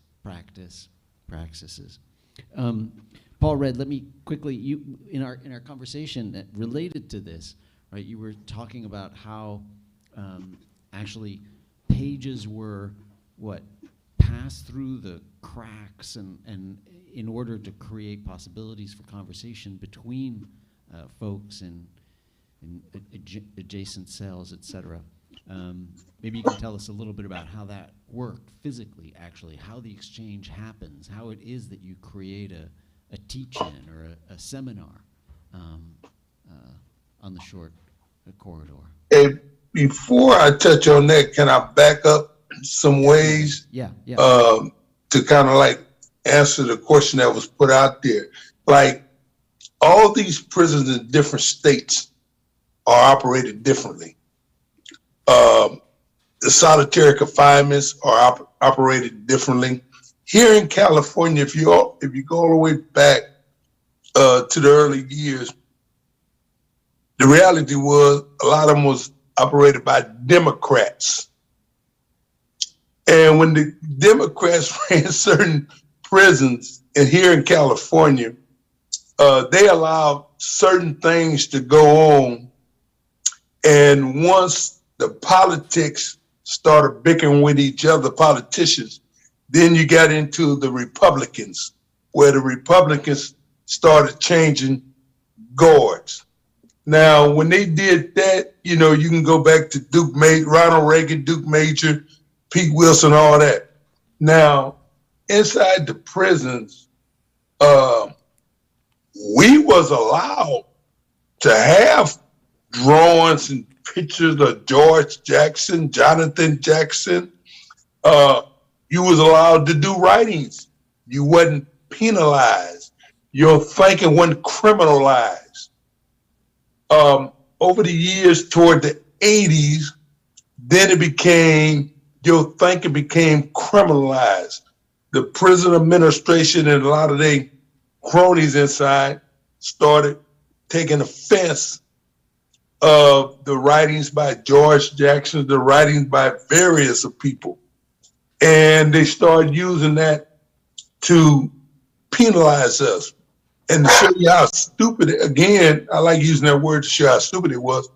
The mail used to come through them and they'll pass it out to us. They'll let us have this writing, the newspapers, etc., with these articles. But then when it was time for them to start using that in a committee to extend our stay in solitary confinement, then they want to validate us with these drawings, these postcards, and all that. And I remember Brother Billy X sent me a collage one time that had, Black August on there, George, Jonathan. And I remember I had some drawings that did some portraits and of Jonathan with the carbine and everything. So when IGI came to my cell to do my 6-year review, they confiscated all that. And they said, we are using this to extend your stay in solitary confinement and validate you as a member. So I said, well, how can you validate me as a member when it's you guys who brought it to my mail at mail time? You let me have it. You wasn't going to use it at that time. So that's why you let me have it. So you lead me to believe it's safe for me to have this stuff in my cell. So it's time for you to use it against me. Yeah. Now, we know that if we was to sit back and put together, a committee of people to actually dig up when these changes start to occur, and we'll be able to show how we as Africans been disenfranchised with this process. People of color, it's still going on right now today. And thanks to social media, now we have access to really putting people on blast with that.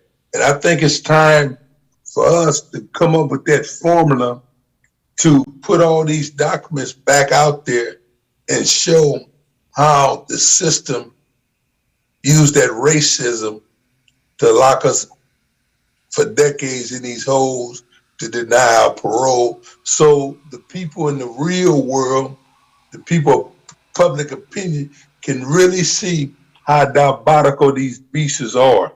You know what I'm saying? And how they done that. And how people who have died in these prisons from cancer and other things that actually would have been found paroled or even had their convictions overturned with some of these changes and with these laws, you know?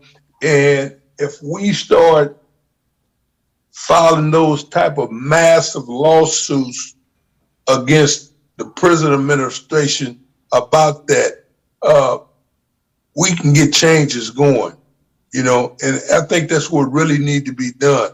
You know, I've talked to Jill Lobo in the Asher case. Like I said, I'm a member of that. And I talked to a few other attorneys, and I'll be telling them, I say, we know historically there's cases on the books that's been ruled upon by the United States Supreme Court, the Ninth Circuit, the District Court, all the way down to the state level, that says when information is obtained through an informant, it has been compromised. It's no longer can be used to get a conviction. But yet you got prison officials come with that some evidence that would use it at a lower level to where you can't even get it in the court because they say, well, it meet that criteria of being able to be used. Yet you can show, say, wait a minute, okay, you allow this to be used. Let me kind of point this out. Here it is. You got a 1030 form to say, well, Mr. Rage, you're a jailhouse lawyer. You have been passing legal stuff within the SHU to other members, and a confidential informant say that you was passing gang activities. I said, okay. Now, in order for me to pass my material to another prison, I have to go through you guys. You guys scrutinize everything, you look at it, and you sign off on it, and you pass it on. Where was the write-up then? Where did you identify? Well, we don't need to explain this to you, you know? So then, you know, and that's what they do, because they become arrogant, where you catch them and then they don't need to explain that to you. But at the same time, we don't want to continue to be suffering in these solitary confinements, in these holes, all that. So then they say, well, why did you guys do a hunger strike? Well, if you look at, I got 7 C files. 6 of them is all 602s where I have complained about conditions.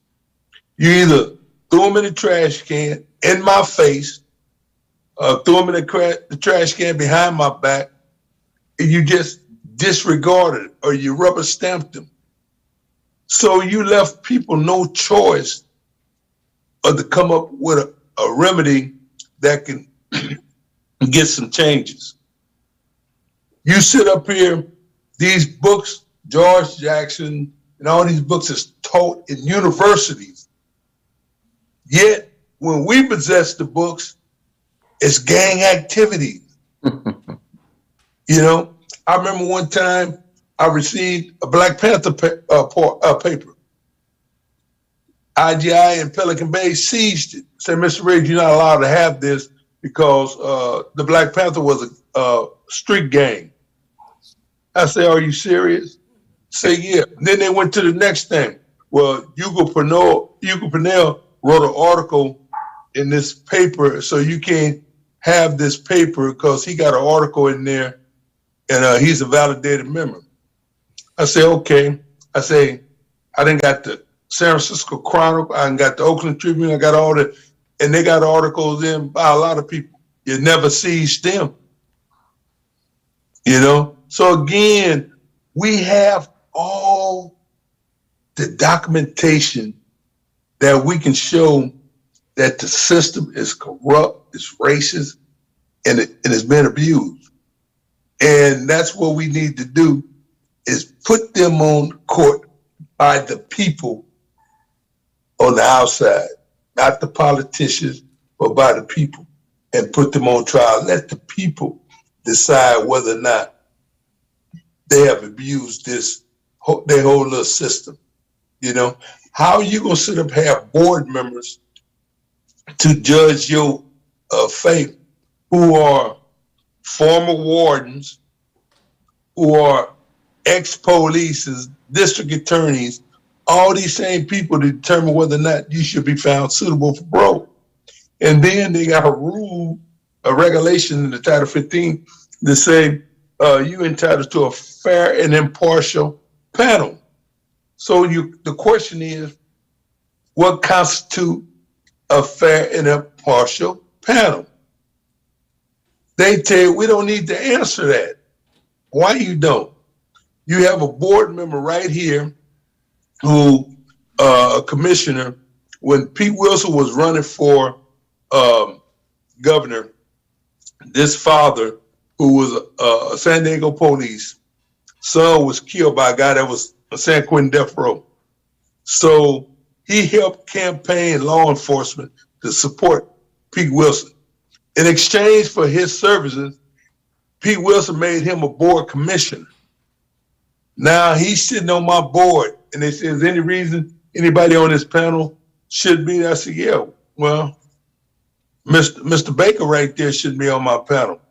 I don't personally know him, but because of the situation that had happened to his son, he already had said publicly to the newspaper, anybody convicted of murder would not be found suitable for parole. Now you can't take that away. He said that to the world, but yet now he's sitting on the parole board. So again, I think we need to, put that think tank back together and come back to it. I love Bamia book, the jailhouse lawyer, And we need to go back to that think tank and start putting these new strategies together that goes outside of that political circle, And we have a lot of young people out here now that got fire in them, that's fighting for changes, and they trying to make changes. So I think we need to unite with them and get that unity back out there and make these changes. That's my opinion right there. Again, I wish you were with us because there's a lot of going on in the room here. Okay? Well, I've always said, prior to the pandemic, when Robert and I used to do a lot of traveling, I've always said America is the greatest hypocrisy, not the greatest democracy. Right, there you go. And the reason it has lasted as an imperialist power for so long is because of that. Right. Adaptation,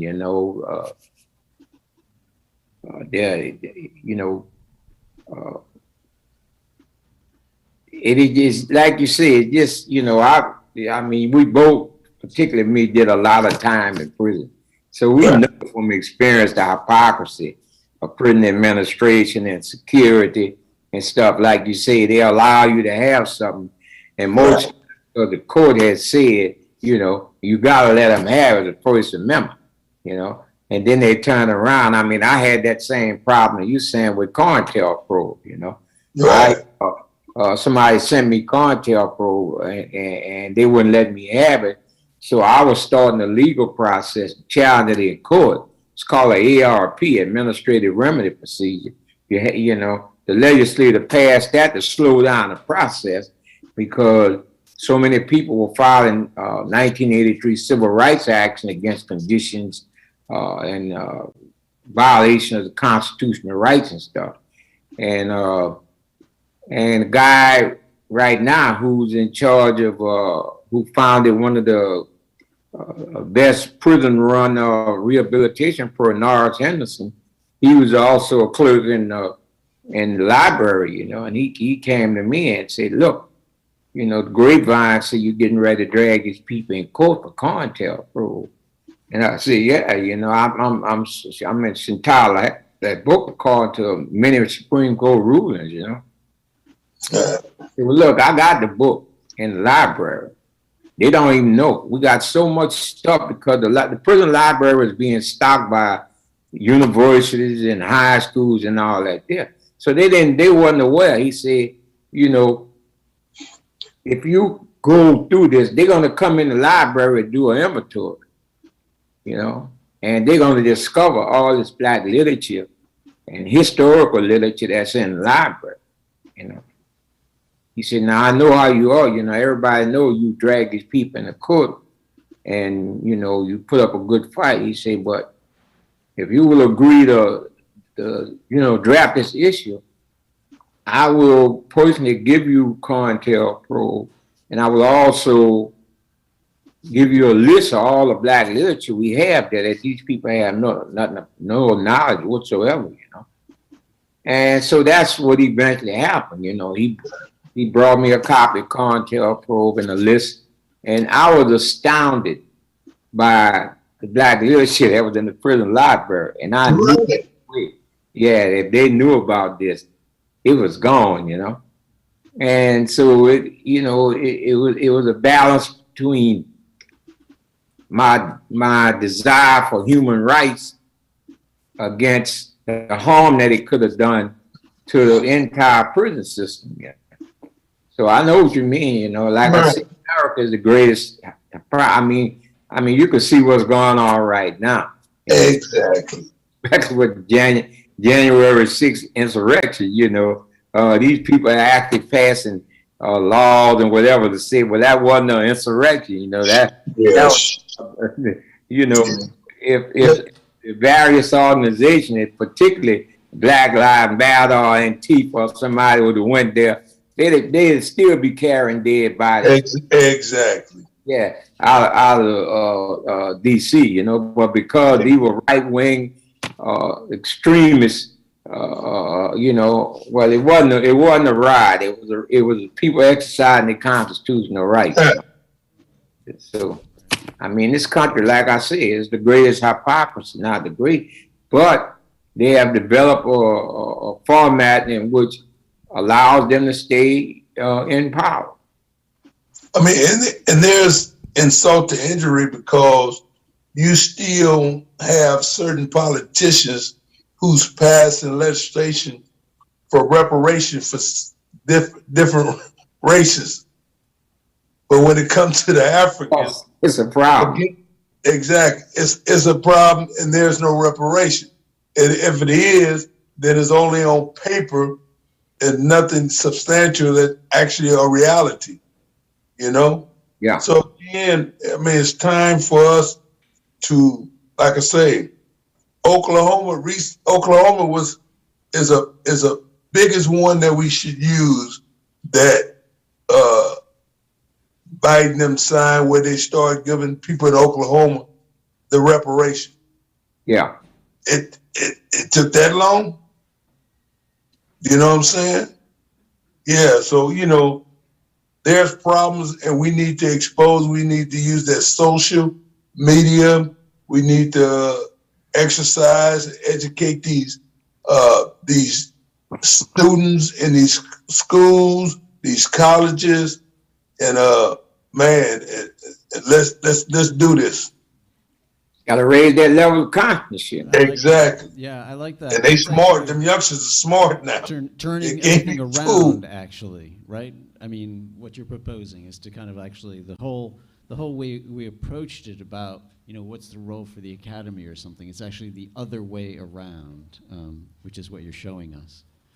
Right. Now, I mean, you know, when I first came out, you know, I had people getting at me saying, "Hey, we finna do this protest. We're gonna block the San Francisco Bridge and all this here." I say, well, why block the bridge? Because first of all, when they bring the tow trucks up, the people who losing their jobs, they're gonna get their cars towed. Let's go on a black market shutdown where don't nobody spend their money in the economy. You know, you don't buy no gas, you don't spend no money in the stores or nothing like that. That's a big effect, because now if no money is being made, people gonna start listening. Politicians gonna start listening. And I used to say that in prison when we was talking about hunger strikes. I used to say, let's stop going to the canteen. Let's stop spending money in the canteen. The prices will go down. Things will change. You know, so it's time for us to make those great sacrifices, and people on the outside need to know we behind them as well. Right.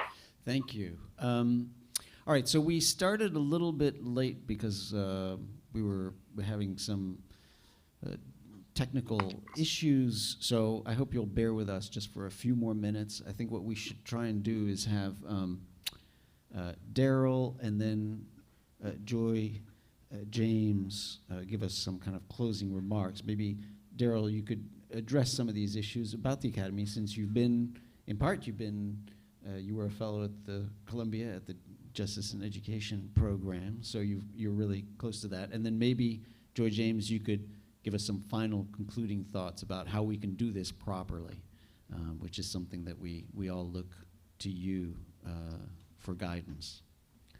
Darryl? And let me grab my poetry book real quick. Yeah, get your poetry ready, Paul, because that's where we're going to end, okay? Thanks. So I'm just naturally interested in academic research, but in my experience with dealing with, I don't want to use the word inmates, but with dealing with my homies, who are curious about reading Black Panther Black Panther movement, resistance. They want to know about this stuff. In a perfect example, a guy was interested in the title of Making a Second Ghetto. He was interested in that title. Like, yo, this looks dope, bro. They talking about making projects. Like, yeah, making housing projects. But when he tried to read it, like, bro, this stuff is boring.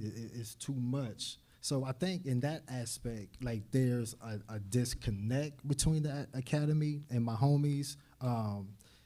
And when I decided that I wanted to become a writer and I wanted to get into academia, my goal isn't to write for my colleagues in academia. And I know, like you said, you're like required to do that, like you have to, but that was never my goal. Like, I want to write to my homeboys because I've seen an interest in this stuff, and when they pick up to try to read some of my books that are academically researched, it's too, not saying that they can't learn it, but it's too boring. They don't want to like really sit down and go through it. They'd rather read something much more straightforward. But I do know, I will say this, off the top of my head, Dr. Keisha Blaine, Dr. Ashley Farmer, they are doing really good work as far as doing academic research and making it more relatable, like to my homeboys. So that's what I see as far as academia and getting work out to people who aren't naturally interested in academia. Thanks, Darryl. All right, so we'll have the last intervention before Paul ends our session with some of his own writings and poetry. Joy James.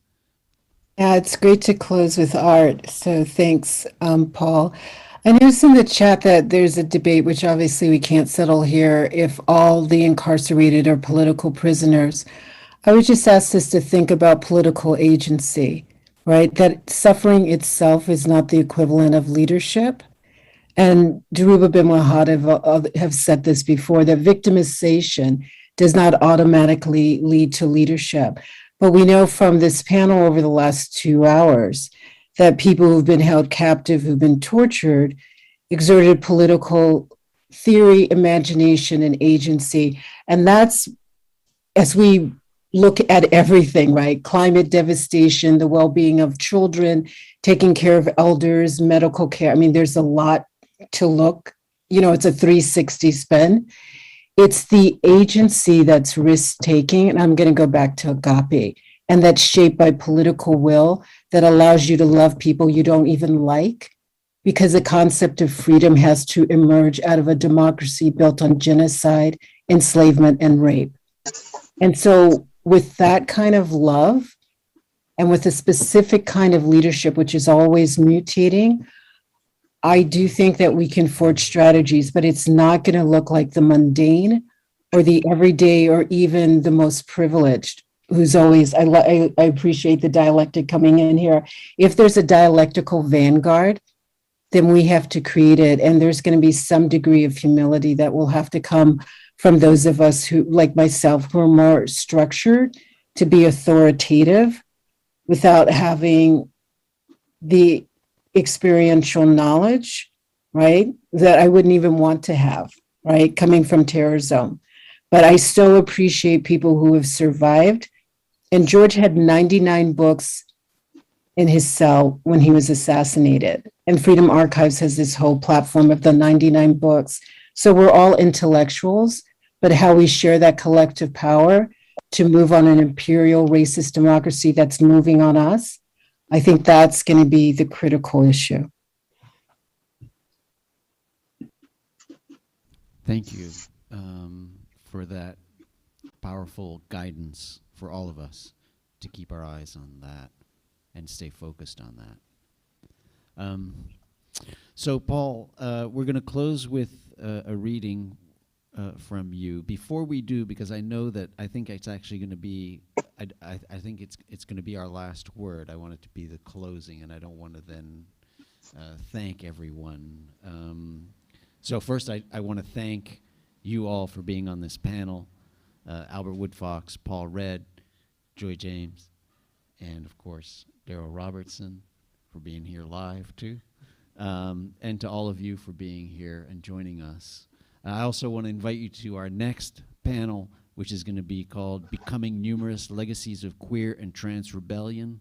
We'll have Che Gossett and Jack Halberstam with us. We'll be reading The Stonewall Reader, Why We Fight, and other great books, including Jack's book, Trans, A Quick and Quirky Account of Gender Variability, Che Gossett's work on Kiyoshi Kuromiya, and other work. So join us on March 2nd, where we'll be looking at queer and trans rebellion. Paul, maybe you can... Well, I want to read two things. One is great. My poem, and the other one I want to finish with Yaqui and Joyce's book. It's something he talked about in regards to gangs. And I think it's very important what he's saying, that this is where we need to change the way we think and see things. So first of all, my poem is, what do you see? Decaying society torn apart, riddled in bullets and drugs, death, self-destruction, broken families, prisons within walls, without walls and bars. What do you see? Courtrooms full of angry youth, both men and women, victims of a decaying society. What do you see? Ourselves thrown into California prisons to be warehoused, never confronting the real problem, how we allowed ourselves to be exploited and manipulated. Yes, we see what you see yourself. Yes, we are from you. We call upon our community to take a stand. Organize, join forces with outside entities. Demand that we as prisoners be provided with the proper and correct tools to uplift us culturally, historically, educationally, to eradicate this eternal illness we have taken on. What do you see? Then let us change it together from within. And Brother Aki, when I was reading this book about Let's the Gang Up Together, I kind of liked what he said in here. And I wanted to end that with this.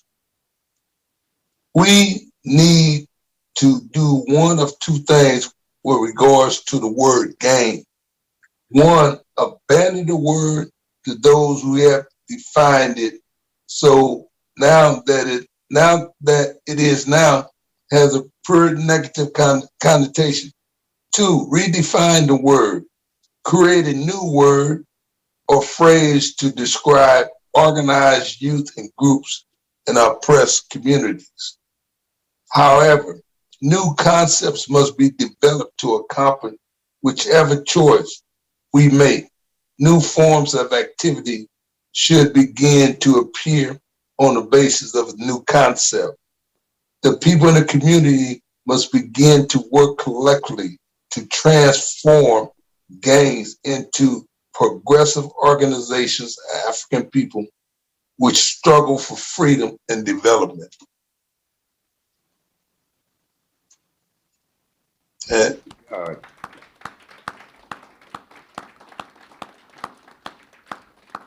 And thank you for the book. All right. Thank you so much. Thanks to everyone for coming out. Thank you to the team at the People's Forum, Katie and everyone. And thank you, Fonda Shen, Director of the Columbia Center for Contemporary Critical Thought, for bringing us all together. See you on March 2nd. Take care and thanks. All right. And I enjoyed talking to all you guys. Have a blessed one. Thank you. All right, Thank my you. brother. Thanks, Paul. All Thanks, right. Albert. They will. Bye-bye. Take care, Joy. Thank you so Bye. much. Thank you. Okay. Bye-bye. We'll continue the conversation. We will.